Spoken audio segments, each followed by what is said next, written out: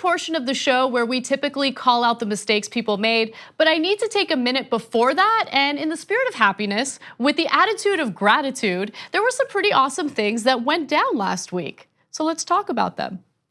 First, let's start with NYU. We talk about student loan debt a lot on this show. Well, last week, the NYU School of Medicine announced that it was going to stop charging tuition. Full stop. If you've been accepted as a medical student, you don't have to pay tuition. You still have to cover room and board, but this alleviates a major burden. By 2016, the average medical school debt was up to $179,000, with about 25% of graduates carrying debts higher than 200 grand. For students at NYU, that problem was or has gone away. The initiative was made possible in large part to a $100 million donation from a billionaire. So there are two options I see as logical. First, we can have billionaires cover everyone's tuition. Unfortunately, there are 5,300 colleges in the United States and about 1,500 billionaires in the entire world. So that probably won't work. Or we can find a way to reduce the cost of schools and find a way as an entire nation to put a higher priority on higher education. There was some other good news last week. So guess what? A jury convicted Paul Manafort. Drams. Michael Cohen pleaded guilty. More drams, but good drams. We like this kind of drams, right? Also, National Enquirer publisher David Pecker is cooperating with the authorities, and they literally have a safe full of receipts on Trump's shady dealings. So some good things happened this week. But of course, there's a ton of room for improvement. After all, Trump is still the president. So let's talk about what he needs to do. He does need to do better this week. Doubt it's going to happen. But when John McCain passed away after his fight with brain cancer, reports claimed that Trump refused to release a White House statement about his service. Like, how petty can you be? I mean, yes, you did issue a tweet of your condolences, saying essentially our hearts and prayers are with you. But the tweet had proper spelling and capitalization, so let's be honest, you probably didn't even write that yourself. Why not release the White House statement? I don't get it. Is it because you only like people who weren't captured? Because that doesn't even make sense, because you were tweeting sweet nothings to Paul Manafort last week. Pretty much your whole crew has been captured.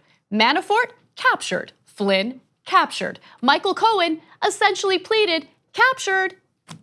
Yeah.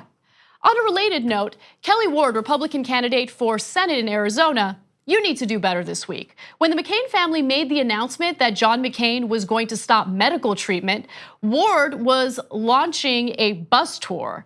When someone on Facebook mentioned the coincidence, Ward went on Facebook and commented, quote, "I think they wanted to have a particular narrative that they hope is negative to me."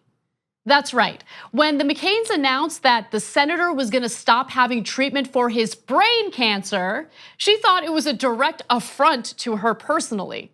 Now, I know a lot of people have been having arguments over how to express their feelings about the passing of someone they disagree with politically. But come on, man, his family has a lot on their radar at this time, but I guarantee you Kelly Ward was not one of them. John McCain did not time his announcement to ruin your bus tour. And Kelly, let's do better this week. Okay, finally a story that I've been dying to get to, paper straws. Paper straws, let's do better this week. I know disposable plastic straws are bad for the environment. Americans use 500 million of them every day, and most of them end up in the ocean. But I'm done with them, okay? I quit. I'm not saying that we go back to plastic straws, but we have to do better than these crappy paper straws. They disintegrate, they taste like dirt. IBM has a computer that can do 200 trillion calculations per second. Can we please use some of that technology to get a paper straw that doesn't suck? During the break, I put one of these paper straws in a cup. Here it is now. It's pulp.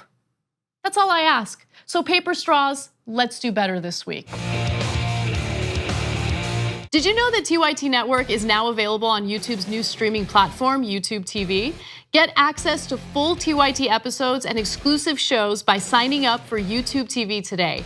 All new subscribers get a 7-day free trial, so head over to youtube.tv and search for the TYT Network channel.